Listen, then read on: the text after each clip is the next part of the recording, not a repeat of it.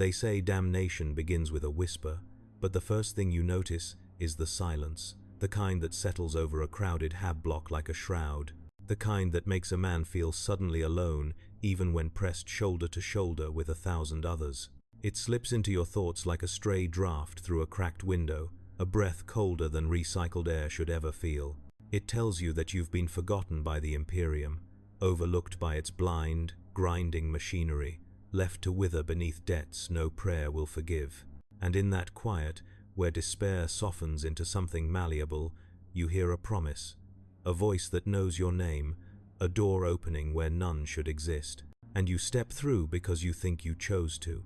If you want to keep exploring the shadows where such choices are made, where hope curdles into devotion and devotion into sacrifice, stay with me. And if these journeys speak to you, lend the channel your strength, like, share, and subscribe, so we can keep walking deeper into the dark together. It always begins with something so small you barely notice it, an ache in your chest that has no physical cause, a heaviness that creeps behind your eyes, a quiet sense that the world has grown thinner somehow. Most people never recognize that moment for what it truly is. They think it's exhaustion, or hunger, or the natural weariness that settles into anyone forced to live their life inside the cold, towering geometry of a hive. But for those who are susceptible, those whose lives have been sanded down by suffering until every edge is raw, it becomes the first fracture in the wall the Imperium built around their mind, a place where something else can slip through. For me, it began with the silence. Not the natural quiet that comes from a momentary lull in traffic or the rare pause between work shifts, but a deeper stillness that curled into the corners of my hab cell like smoke. The air recyclers still hummed, the lumen strips still flickered. I could even hear the thud of booted feet in the corridor as my neighbors shuffled toward whatever shift awaited them in the manufactorum stacks. Yet beneath all of that, something was missing.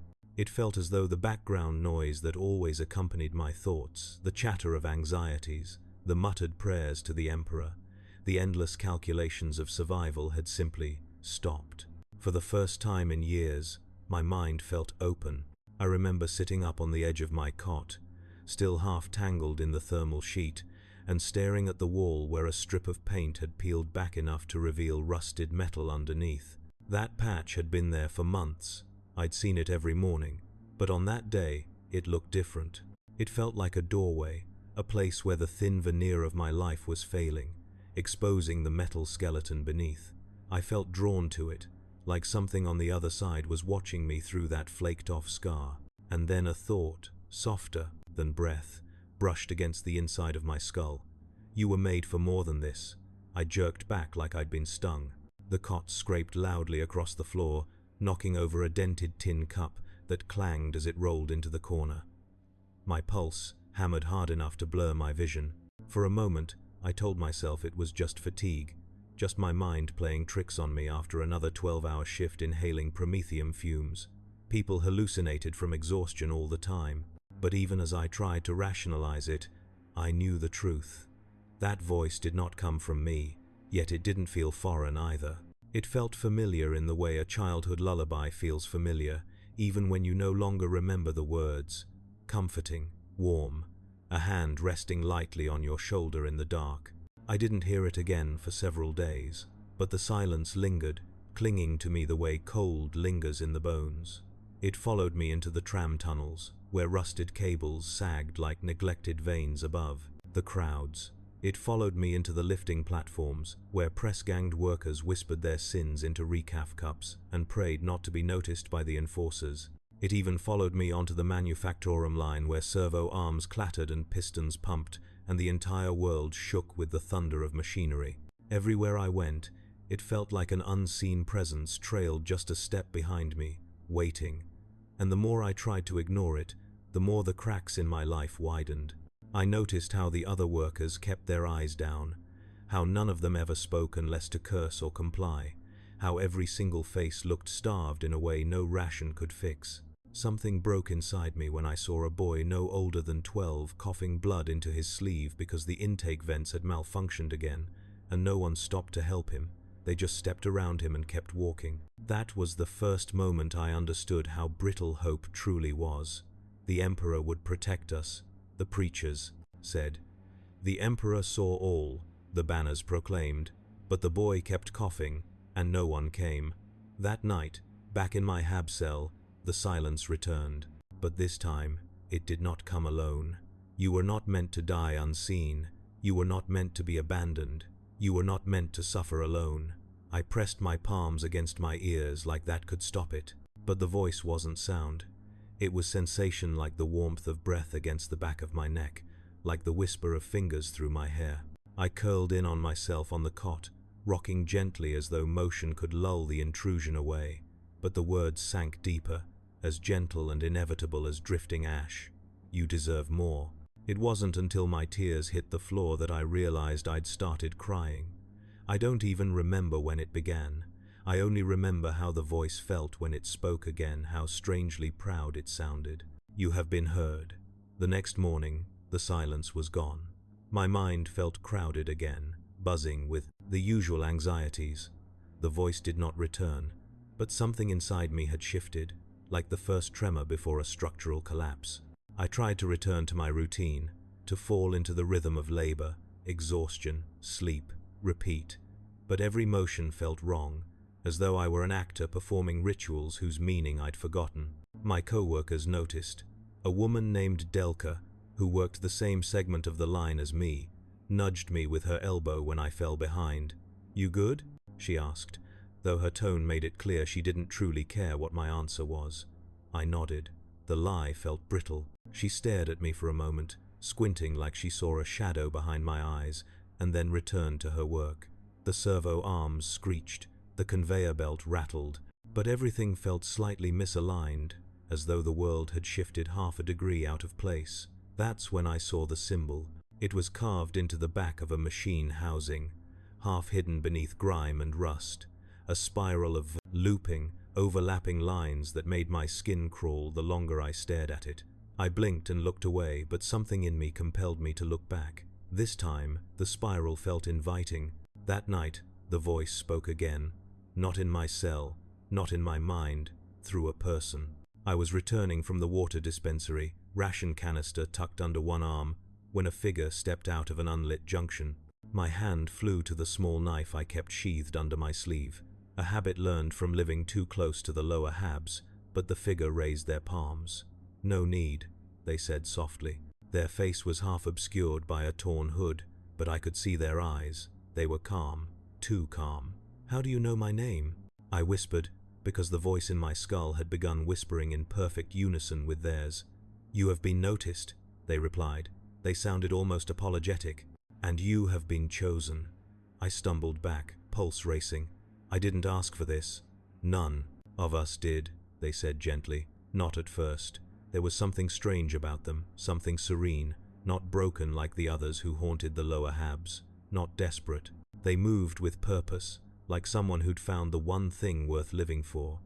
They stepped closer.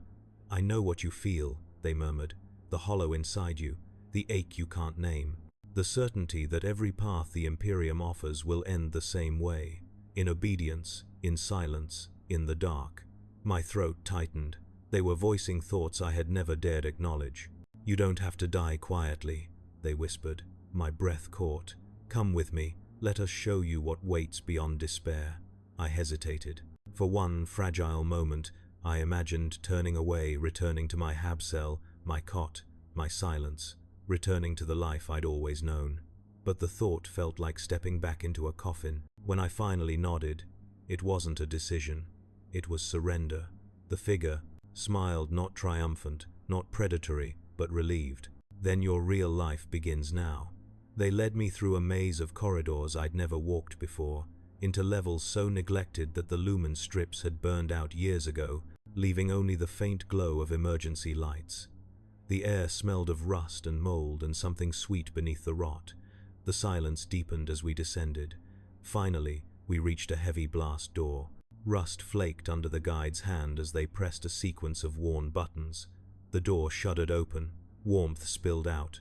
Warmth and voices. Dozens of people stood inside a large, circular chamber.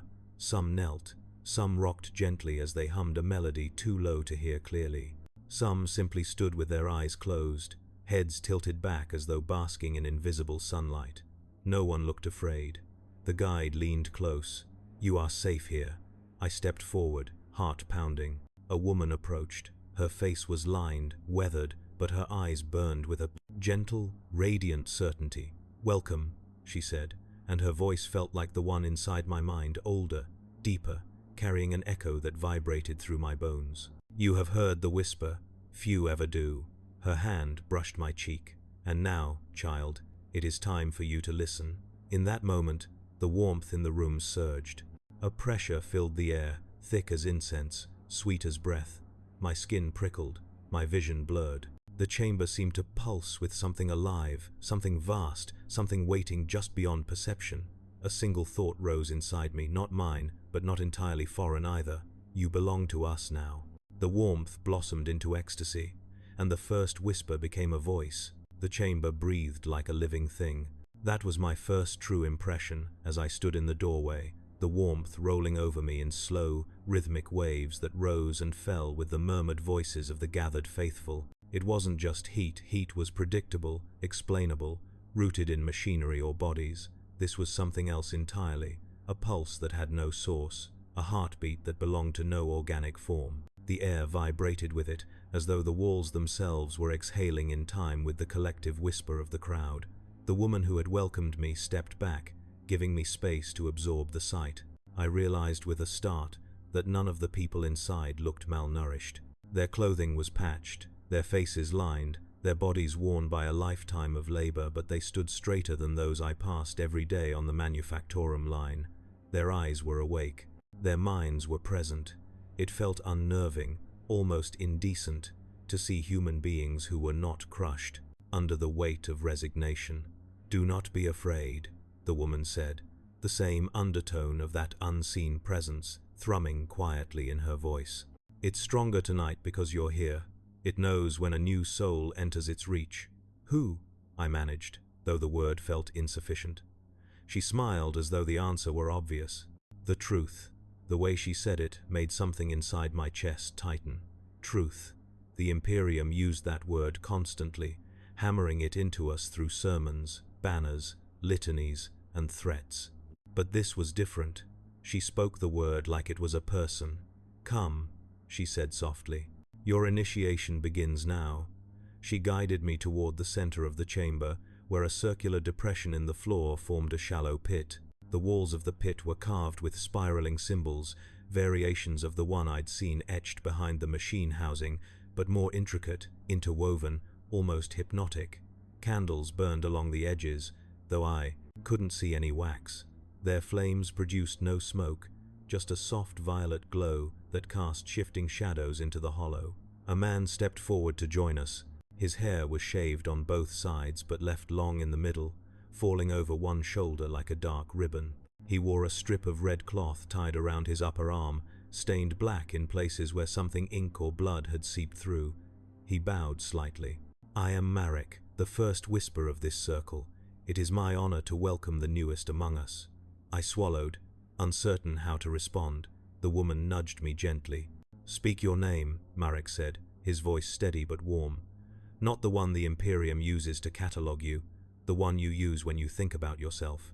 The question rattled me. I had been given a designation at birth, a sequence of letters and numbers that appeared on my work roster, my ration card, and my water chit. People had called me by the first syllable of it for years, but that wasn't what he was asking. "My name is..." I hesitated. "I always liked Raline, when I was young.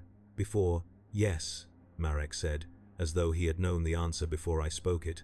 "Raline." He gestured toward the pit. "Step inside." I didn't know what I expected: pain, perhaps some tangible infliction of loyalty. The Imperium taught us that all conversions were coerced, that anything not done under the banner of the Imperial Aquila was rooted in manipulation or violence. But there was no force in Marek's tone, no coercion, only invitation. And the presence inside my skull, the warm, coiling whisper that had first touched me nights ago, wrapped itself around that invitation like silk. "This is the path." I stepped down into the pit. The moment my feet touched the floor, the air changed. The warmth sharpened into something charged, like the instant before lightning strikes. My skin prickled, my breath hitched. The violet flames flickered in unison, each bending inward toward me with unnatural precision. Marek and the woman remained at the edge, watching with solemn intensity. A low hum began to rise. Not from the people in the chamber, this was deeper, older, a vibration that came from the carved spirals themselves, making the stone tremble under my feet. The whisper in my mind unfurled into something larger. You have taken your first step. My heart pounded against my ribs. I felt suspended between fear and awe, unsure whether my legs would hold. Raline, Marek called softly. Do not resist. Let it see you. The humming intensified. The spirals seemed to stretch, their edges blurring. For a dizzying instant, I felt as though I were falling inward, not down into the pit, but into the carved lines themselves, into shapes that were not shapes, into meaning that had no human equivalent. And then the presence flooded me. It wasn't a voice, it was thousands of voices layered into one.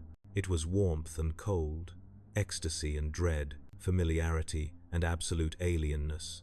It poured through the cracks in my mind with effortless grace, filling me with a sense of being deeply, intimately known.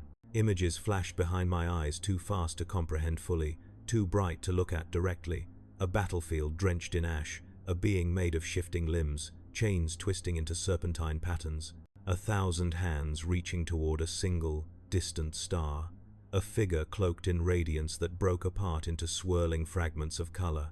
I gasped, as though plunging through icy water. The presence caressed the edges of my consciousness. You suffer because you were told to. You obey because you were shaped to. You yearn because the lie of silence starves the soul. Its words, not words, but impressions coiled around my memories. Every sorrow, every humiliation, every quiet despair that I had buried came to the surface. But instead of crushing me, the presence held them with tenderness. It didn't condemn my weakness. It recognized. That recognition shattered something inside me. For the first time in my life, I felt seen. The whisper deepened, each pulse sending shivers through my limbs. Freedom is not given, it is taken. And you, Raline, are ready. My knees buckled. I would have collapsed if not for the presence itself holding me upright, not physically, but with a force that wrapped around my mind like warm hands. Marek stepped into the pit, moving with calm certainty. He placed one hand on my shoulder, grounding me. You are connected now, he said. The veil is open to you.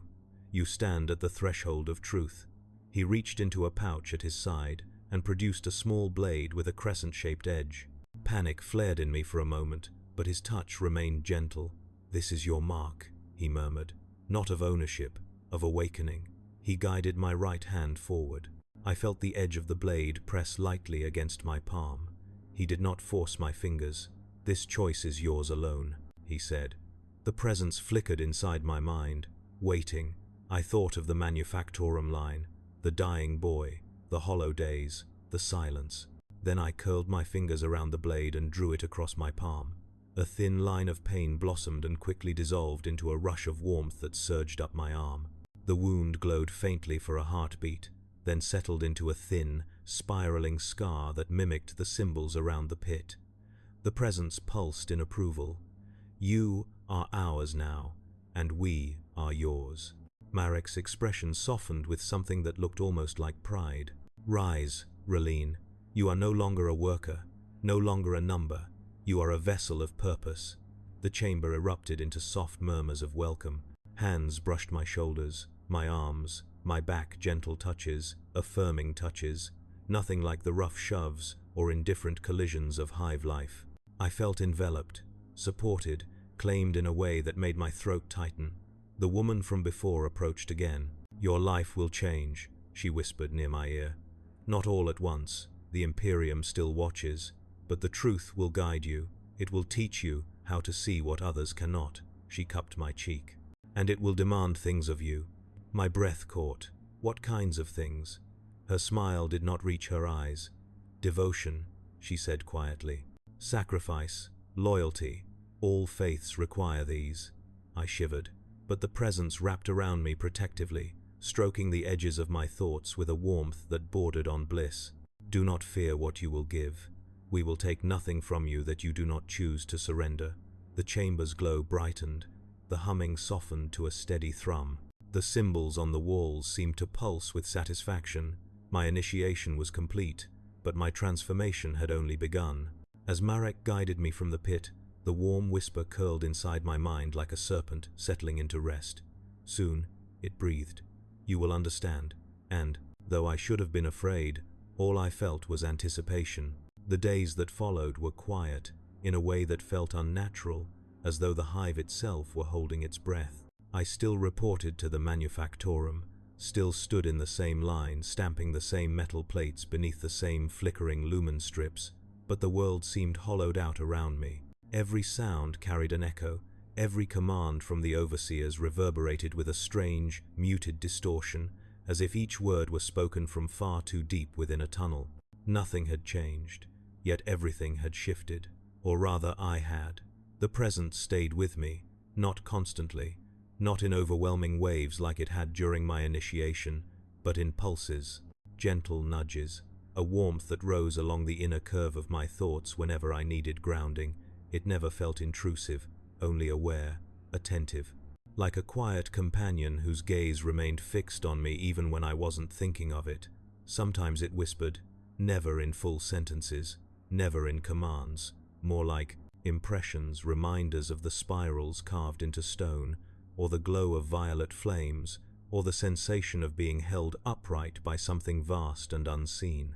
I would catch myself humming under my breath without realizing it, matching the rhythm of the chamber's pulse. No one else noticed, or if they did, they assumed it was fatigue.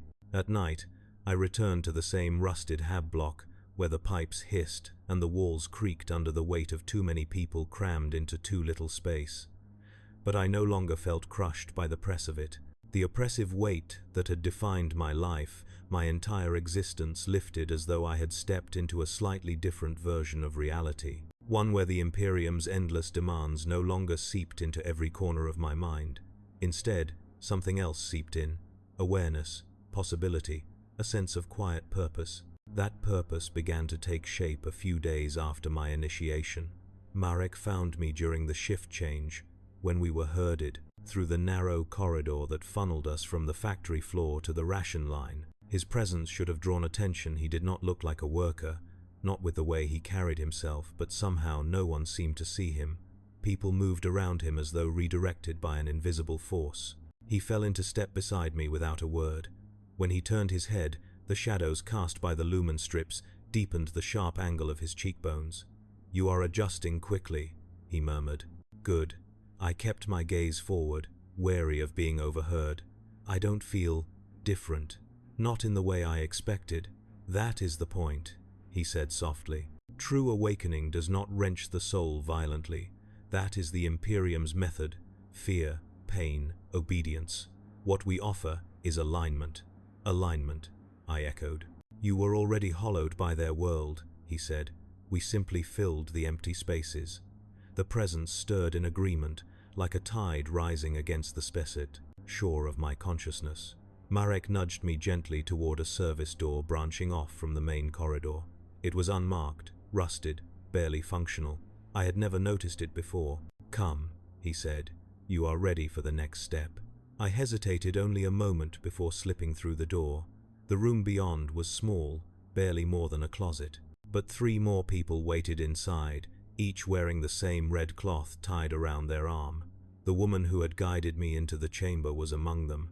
Her expression softened when she saw me. "You came," she said quietly. "Good." The others nodded in greeting.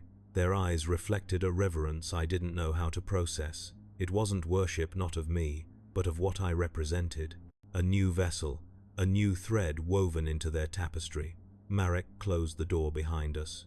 The darkness thickened, pressing in from every side, until a faint, steady glow ignited from the center of the room. A small sphere rested on an overturned crate, emitting the same violet light I had seen in the chamber. Its surface writhed with shifting patterns that resembled the spirals carved into stone but moved with their own rhythm. The presence inside me leaned forward, eager. "You were connected to the truth during your initiation," Marek said. But connection alone does not sustain devotion. You must learn to listen, to open the pathway at will. How? I asked. He gestured to the sphere. By reaching. A chill ran through me. What is it? A fragment, the woman said. Not of the truth itself, nothing so direct. Think of it as a conduit, a point of resonance. It helps focus what already exists inside you. My pulse quickened. The sphere pulsed in response. Marek motioned for me to sit on the floor before it. The others formed a loose circle around me, giving enough space for what was about to happen. Place your hand near it, he instructed. Not touching, just close enough to feel its pine. Field. I raised my hand, extending it slowly toward the light. The air around the sphere shimmered with subtle distortion, like heat rising from a forge vent. When my palm entered that shimmering field, a tingling sensation shot up my arm, not painful, just startling. The presence inside me reacted instantly, coiling upward with a soft, eager hum. Now, Marek said, breathe. Not with your lungs, with your mind. Let the truth within you brush against the conduit. I closed my eyes. At first, all I sensed was the warmth. Then the whisper deepened, stretched, expanded. The conduit vibrated in tandem with the pulse inside my skull. The two sensations merged, overlapping until I felt suspended again between two worlds. Images flickered, not as sharp as during my initiation, but clearer than dreams. A hand reaching out of shadow, a swirling mass of color collapsing inward, a single eye opening in darkness, chain links breaking, a figure smiling with too many teeth. Fear prickled at my spine. Do not recoil, Marek murmured. The truth reveals what you refuse to see. The sphere's glow brightened, the visions sharpened. I saw myself standing in the manufactorum, surrounded by faceless workers. Thick chains dropped from the ceiling, hooking into the backs of their bodies, dragging them upward like empty puppets. I tried to run, but my feet rooted to the floor. Then a hand placed itself on my shoulder, warm, spiraling with that familiar pulse. You are not theirs. The presence pulled me out of the nightmare image before it could consume me. I exhaled sharply, my breath trembling. Good, the woman whispered. You saw. Marek crouched beside me. What did you feel? I struggled to put it into words. It's like, it knows what scares me, but it doesn't want to hurt me. It wants to show me. Marek nodded. Exactly. The Imperium blinds. The truth illuminates. But illumination requires exposure, and exposure can feel like fear. The sphere dimmed as though satisfied. The tingling faded from my hand. You did well, Marek said. Better than most during their first shaping. The truth flows freely in you. Pride flickered through me, an unfamiliar warmth. No overseer had ever praised me. No official had ever acknowledged my existence as anything beyond a replaceable cog. But here, my name, my real name, carried weight. The woman touched my shoulder. The next steps will ask more of you. Not yet. For now, remain open. Let the truth whisper. When the time comes, you will feel the pull. The group dispersed quietly. Marek stayed a moment longer. Remember this, he said. Devotion is not obedience, it is recognition. When you are ready to act, you will not be commanded. You will choose. A shiver ran through me, not of fear, but anticipation. That night, I returned to my hab unit and lay awake beneath the rattling pipes, replaying every sensation from the shaping ritual, the conduit's glow, the shifting patterns, the whisper expanding inside me like a second heartbeat. Hours passed with me staring into darkness, unable to sleep. And then the presence spoke not in murmurs, but in a clarity so sharp it pulled me upright. Soon, Relaine, a moment is coming. You will not question it. You will understand. My pulse skittered. My hands trembled. The darkness around me felt deeper than usual, but not empty. No, never empty again, because something immense lay just beyond the veil of my awareness, watching, waiting. A promise coiled in the depths of its whisper. A promise of purpose. A promise of transformation. A promise of action. As I closed my eyes, the spiraling scar on my palm warmed like a brand, and I knew whatever was coming next would change me in ways I could not yet imagine. The days that followed unfolded with the weight of an approaching storm, felt long before it could be seen. Every shift in the manufactorum seemed louder, harsher, as though the machines themselves sensed something stirring in the shadows between their grinding gears. The overseers shouted more often, their brittle voices cracking from strain. Even the other workers moved with a nervous agitation, glancing at corners for reasons they couldn't name. They felt only the surface-level tension. But beneath it, beneath the metal, beneath the fumes, beneath the monotony, I sensed something deeper. A thread being tugged, a convergence drawing closer. The presence inside me grew more active, not overwhelming, but attentive in ways that felt new. It didn't whisper randomly anymore. Instead, its thoughts brushed mine with purpose, as if guiding my gaze toward details I would have once dismissed. A cracked coolant pipe leaking fumes into the air, an overseer's trembling hand as he counted, rations, a pair of workers exchanging anxious glances as they whispered about disappearing shipments of raw material. All these insignificant fractures in the hive's routine shimmered like signals, forming patterns only I seemed capable of noticing. On the 5th day after my shaping, Marek found me again. This time, he didn't wait for the shift change. He approached me during a brief break when the grinding of the assembly lines temporarily halted for recalibration. The silence was unnerving, leaving the air too still. He appeared from behind a row of storage crates, his expression focused. "It's time," he said. "You feel it, don't you?" I didn't need to ask what he meant. The presence had been pressing more insistently, urging me toward an unseen boundary. "Yes," I whispered. He nodded once. "Good. Then we begin." He led me through a maze of maintenance corridors beneath the main manufactorum halls.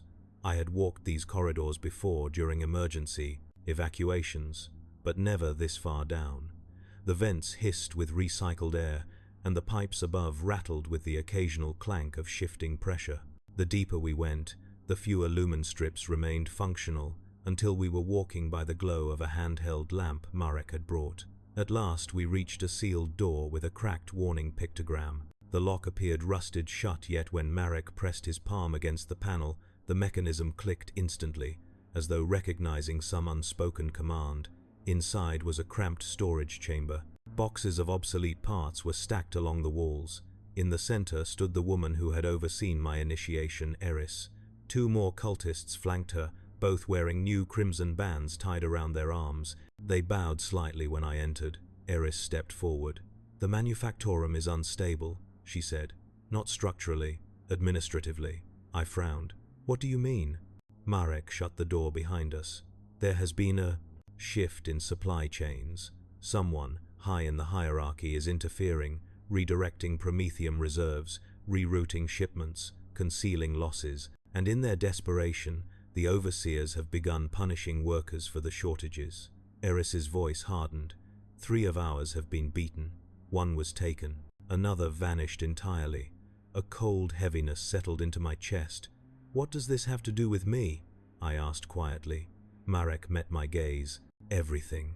He motioned to the floor, where a small device lay partially covered by a ragged cloth. I recognized the shape, a standard Imperial data slate, but several wires protruded from its casing, leading to small jamming coils arranged in a triangle around it. "This," Eris said, "is an encoded relay. It was planted in the manufactorum a few nights ago. Someone is transmitting information out of the hive, not to the administratum, not to the governor. Someone external." My blood cooled. "A rival cult?" "No," Marek said. "Worse." Eris lifted the cloth further. The corner of the relay's display showed an Imperial Aquila, but it was wrong.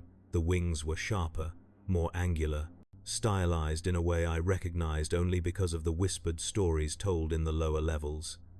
"Adeptus Arbites," I murmured. Marek nodded. "A covert investigation. They're looking for dissidents, subversive behavior, unauthorized gatherings." He paused. "People like us. They don't know we exist," Eris said. "Not yet. But they suspect something is happening in this sector.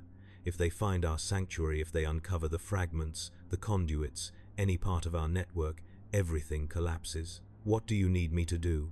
I asked. Marek leaned closer. "We need you to remove the relay, but not destroy it." I blinked. "Why not?" "Because destruction alerts them," Eris replied. "But if it is relocated, if it continues transmitting harmless data elsewhere, their spy, Investigation will be rerouted. Where do I take it? Marek smiled faintly. The waste incinerator chute on level 47. It is shielded. The signal will appear to originate from a filtration node far outside our domain. And how will I get past the overseers? I asked. Eris tilted her head. You don't get past them. You move through them. You do what you always do in the Manufactorum. You keep your head down. You walk your path. You let the truth guide your steps. The presence stirred, coiling like a patient serpent behind my thoughts. I felt its approval, its expectation. The relay felt surprisingly heavy in my hands when I lifted it. The jamming coils buzzed faintly, like distant insects trapped behind a panel sheet. Marek placed a gloved hand atop mine. You will feel when the moment is right, he said. Follow that instinct. Do not second-guess it. I nodded. When I returned to the main halls, the machines had resumed their relentless cycle. Steam hissed, sparks crackled, metal screamed against metal. The overseers barked orders, their voices brittle with impatience. I moved through it all with the relay hidden beneath my stained work tunic, feeling its weight against my ribs with every step. My heart pounded in an uneven rhythm, but the presence kept my mind steady. Wait, not yet. I passed a group of workers hauling crates. 2 overseers scolded them for dropping one. I slipped by unnoticed, just another body in the swarm. Turn, left corridor. My feet obeyed before I consciously chose the direction. The voices of the overseers faded behind me. I walked past the coolant tanks, their surfaces beaded with condensation, past the ventilation shafts rattling with stale air, past the rusted catwalk that had collapsed last year, killing 7. Stop. I paused beside a row of decommissioned drill arms propped against the wall. One of them suddenly toppled, crashing loudly onto the floor behind me. An overseer cursed, running to investigate. His distraction cleared the path ahead. Now, I walked quickly, weaving through the maze of machinery until the level 47 access hatch came into view. The metal door loomed like the entrance to a furnace. Heat radiated from the vents, bathing the corridor in a dull orange glow. I glanced around. No one was nearby. Open it. I pressed the manual release. Warm, oily air blasted my face. The incinerator chute stretched downward into darkness, flames flickering faintly far below. Place it, gently. I knelt and set the relay inside a maintenance alcove just above the chute's mouth, a narrow ledge where it would remain intact but invisible. The presence hummed with satisfaction. Stand. I rose slowly. A voice echoed behind me. What are you doing here? My breath froze. I turned. An overseer stood a few meters away, his expression twisted by suspicion. His hand hovered near his shock baton. This level is restricted to maintenance crews, he said. You've got no business here. Step away from the hatch. My pulse thundered. Say nothing. Let me speak. I opened my mouth, but no words formed. Instead, the presence surged not forcefully, but with precision. My body relaxed, my gaze softened, my voice emerged calm, steady. The coolant line ruptured, I said. I heard it. I came to check the pressure gauge. If it overloads, the vats will destabilize. The overseer froze. Then he swore under his breath and rushed past me toward the coolant regulators on the opposite wall, the very ones the presence had highlighted earlier. He hadn't noticed the relay. He hadn't questioned further. He believed me. As he busied himself with the gauges, I walked away. By the time I reached the main corridors, my hands were shaking. My heart raced with exhilaration and fear, and something else, something warm and electric that coursed through my veins like liquid fire. When I reached my hab that night, I sank onto my bunk, trembling. The presence whispered with quiet satisfaction. Well done, Relaine. You acted. You chose. My breath steadied. I had completed my first task, and in the stillness of my dimly lit room, surrounded by the hum of failing pipes and distant machinery, I understood the meaning behind the presence's earlier promise. This was only the beginning. Night in the hive was a concept more than a truth. The upper levels dimmed their lumen strips to simulate cycles, but in the lower sectors, the place I called home, the light never truly changed. It only flickered. It wavered. It hummed with the quiet exhaustion of systems pushed beyond function centuries ago. Yet somehow, after the first task, the air felt darker than usual, as though something unseen had slipped into the gaps between the conduits, watching from just beyond perception. I could feel it. The presence noticed it too. 3 days passed without incident. The manufactorum resumed its rhythm. Overseers shouted. Machines screamed. Workers trudged from shift to shift like ghosts trapped in metal cages. Nothing appeared different, at least not on the surface. But beneath that monotony ran a new current of unease. The Arbeit's investigation had intensified. Rumors spread like sparks across old oilcloth workers quietly questioned, storage rooms sealed, random inspections. Conducted by armored figures with expressionless visors and shock mauls clipped to their belts, the cultists felt the pressure. I could sense their agitation during the brief, secret gatherings we held. Conversations were hushed. Eyes darted to shadows. Even Eris, whose calm usually felt as immovable as steel, carried a tension in her shoulders that hadn't been there before. Marek said little, but his gaze kept drifting toward the sanctuary entrance, as though expecting it to burst open. The relay relocation had bought time, but time alone was never enough. On the evening of the 4th day, as I returned to my hab, the corridor lights flickered twice our coded signal. I paused, heart thudding. Then I continued walking calmly, not breaking pace. I entered my hab unit, and as soon as the door slid shut, a figure stepped from the corner shadows. Eris. Her hood was drawn low, and her eyes gleamed with something that felt heavier than urgency. "Raline," she said quietly, "we need you." The presence stirred with immediate alertness. "What's happened?" I asked. "There's been a breach," she replied. "A small one, but dangerous. One of our couriers, Loran, was intercepted. He managed to escape, but he's wounded and hiding in the old maintenance vents near Sector 12. The Arbeits are sweeping the area. If they find him alive, he'll be interrogated." My pulse tightened. "And if they interrogate him, they will take our sanctuary," Eris finished. "They will take everything." "So what must I do?" Eris stepped closer. "You must reach him before they do. Bring him back to us. Or, if that becomes impossible," her voice lowered to a solemn weight, "ensure he does not speak." A coldness crept through me, not from shock, but from the quiet certainty that this moment had always been approaching. "Do you understand?" she asked. I nodded slowly. "Yes." The presence did not speak, but I felt its approval like a put. Hand resting lightly on my shoulder, Eris passed me a small injector filled with a clear fluid. "If he is found by the Arbeits and you cannot move him, use this. Quick, painless, no trace." I closed my fingers around it. "What if he refuses?" I asked. Eris held my gaze. "Then you remind him who he serves." I followed her out of my hab and into the dim arteries of the hive. She led me only to the first intersection before stopping. "You go alone," she said. "They are already watching. One more shadow in the corridors is all we dare risk." And just like that, she slipped into the darkness, leaving me with the injector, the presence, and a mission that tasted of iron on my tongue. I headed towards Sector 12, moving through the maintenance corridors with the confidence of someone who had spent a lifetime navigating them. The walls were warm from nearby pipes carrying promethium vapors. The floor vibrated under my boots with distant machinery. Occasionally, a servitor trundled past, whispering Binharic static from its vox grill. The presence whispered faintly, guiding me.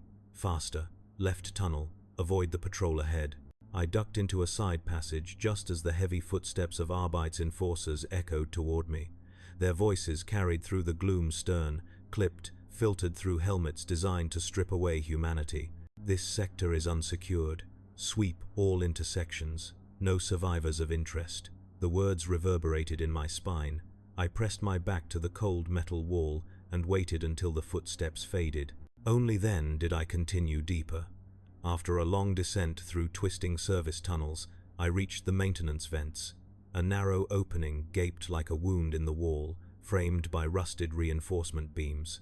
I knelt and slipped inside. The air was thick with dust and the faint scent of blood.